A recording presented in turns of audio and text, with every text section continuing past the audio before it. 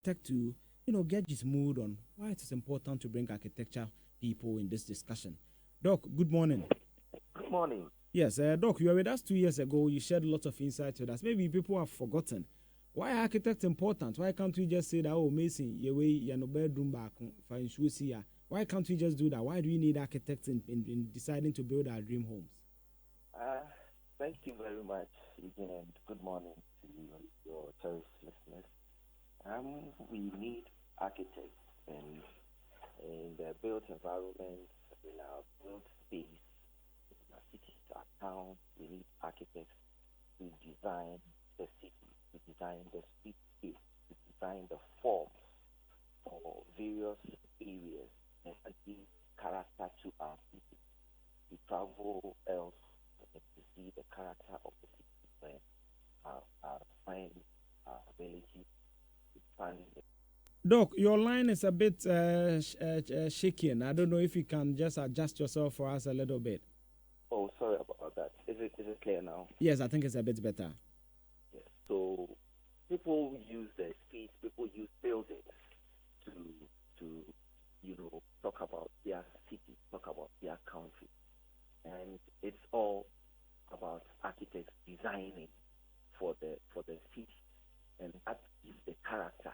Which currently, I will always use Dubai because that is where showing the prowess in terms of architecture and showing that to sell their city, and that is the work of an architect where we design. It could be the same simple small space within the town, but it's the form, the design that comes out of it that makes the city Mm, what it is.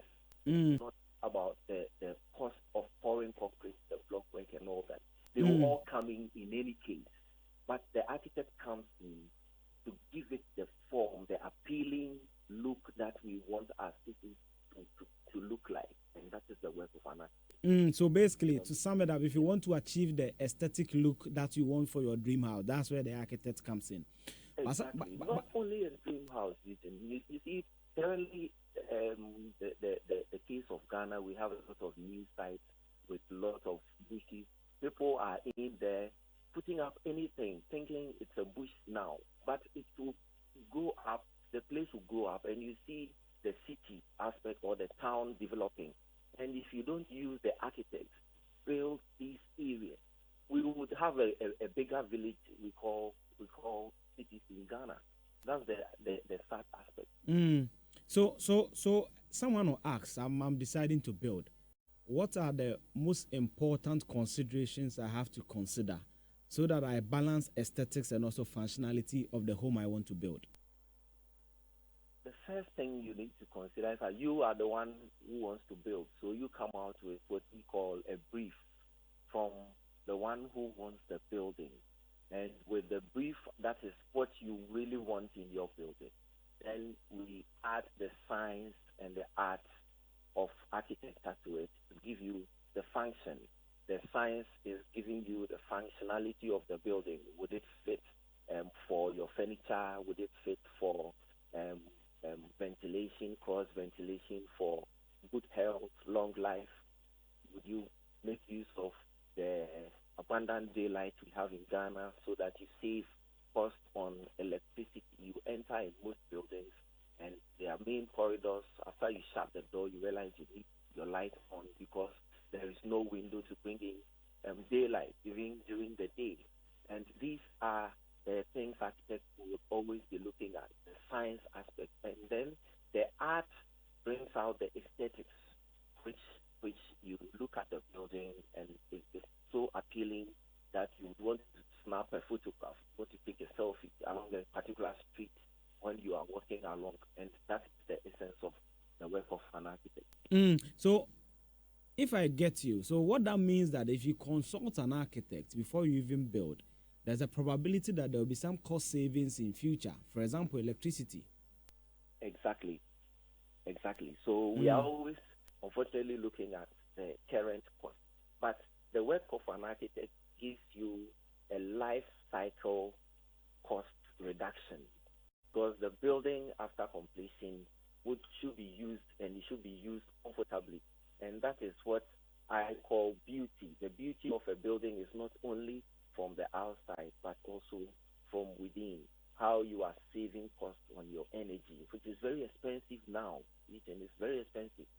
So if at this moment, between 7 and 8, and all your lights are still on in your building, then you are losing a lot, and that is the cost you pay for not using the professional. If you don't pay him now, you pay later in kind. Okay. So Doc is saying that if you get the right architect, and I saw Leo Norden because he is also a builder, that if you don't get the right architect now, even at 8 a.m., 9 a.m., your lights will be on and you'll be paying more for electricity. So it's important you consider architect. Doc, I'll let you put your contact out there. But my final question to you is that some say that, dream house. My dream house is a 6-bedroom where all my children will have their own room. I'll have this master bedroom. I'll have this, my washroom will be bigger as the studios of Love FM and all that. Some also argue that why don't you just do something simple and expandable? Are architects able to do this? And when you tell people some of these things, how do they accept it? This is an interesting one.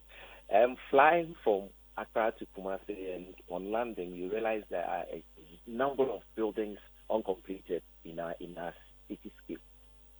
And in fact, Ashanti region, when you read the Doc, just to add to your point, when you read the 2021 housing and population census, Ashanti region has more uncompleted buildings than any other region. Exactly. Because we want to live on our own. We always want to build. But the unfortunate thing is, as you said, everybody wants to build a dream house. And it's only in Ghana that you find someone who is renting an apartment somewhere, and for the first time of acquiring a house, would want to build a dream house. In fact, if I would want to use a name, somebody like Despite has a lot of buildings, and he can go on with a dream house.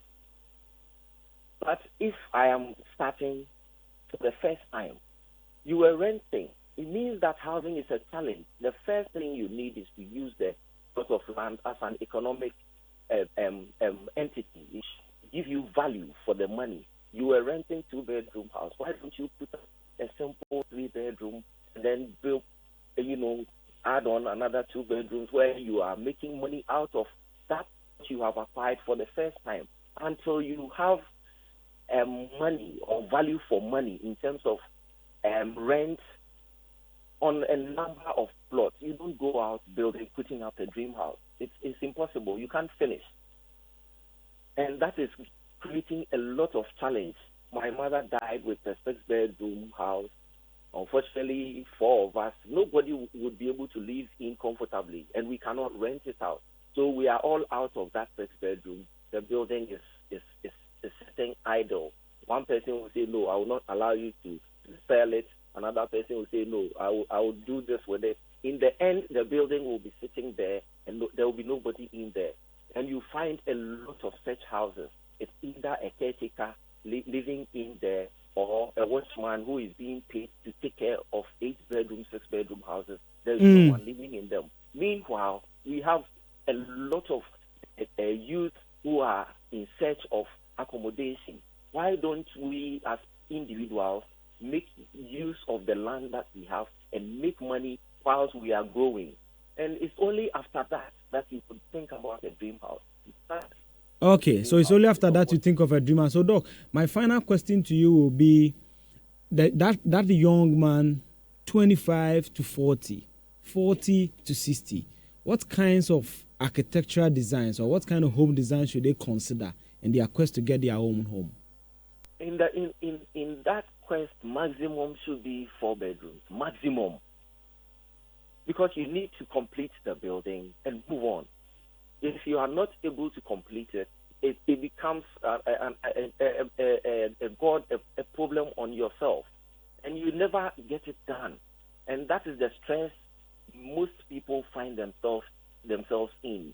The building is not complete, he's about to go on pension, it's not done, he cannot rent it out, and at that age, all his children have completed universities, they will not want to live in those buildings assigned to them. This is for Kofi, this is for Kwame. They are grown up and they will not be with you at that age. So you find the old lady, the old woman living in 6 bedrooms all on their own because their children are gone. And that is the system we are likely to face. All the children we mention of in designing our 8 bedrooms, our 6 bedrooms will not be with us whilst we grow. They will leave.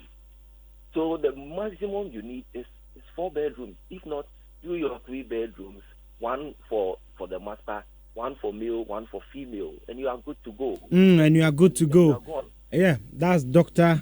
Twumasi-Ampofo. I really like how practical you've been with us this morning. Dr. Kwadwo Twumasi-Ampofo. I'll let you give your numbers out. Last 2 years we did that, and we want to say we are grateful to you for the education you've given us. What I've taken away is that when you have an architect in designing your home, you do some cost savings. You know, you have the right durability, functionality, and also the aesthetics. You tick all those boxes there. So, Doc, if someone is listening or they're impressed by what you're saying, they want to, contact you and consult you for one of these things. How do they reach you? Thanks a lot for this opportunity for at least allowing us to come up and educate the public. My number is 0244. 0244. Doc, continue. 1246. 1244. 46 1246. Okay, 0244 461246. Very simple now. 0244 146 1246. Doc, thank you so much and have a good morning. And thank you. So now let me come.